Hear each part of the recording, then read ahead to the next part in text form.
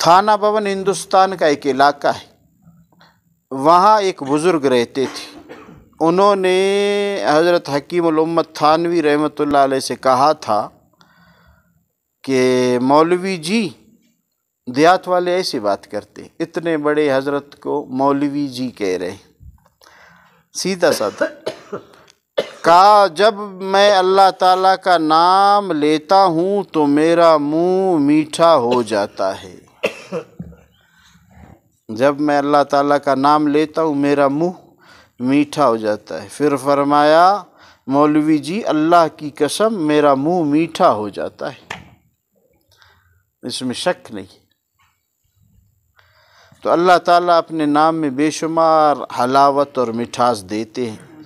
وہ گنے میں رس پیدا کرتا ہے، اللہ پاک گنے میں رس پیدا، اور ساری کائنات کو شکر اور چینی دیتا ہے کہ نہیں؟ اچھا، تو جو سارے عالم کو، ساری کائنات کو شکر اور چینی دیتا ہے اور گنے میں مٹھاس ڈالتا ہے، تو خود کتنا میٹھا ہوگا اس کا نام؟ ہاں، بہت میٹھا ہوگا۔ اس کے نام میں کتنی مٹھاس ہوگی، جس کو جلال الدین رومی رحمۃ اللہ علیہ نے یوں بیان کیا ہے، بہت بڑے عاشق گزرے اللہ کے، مثنوی شریف۔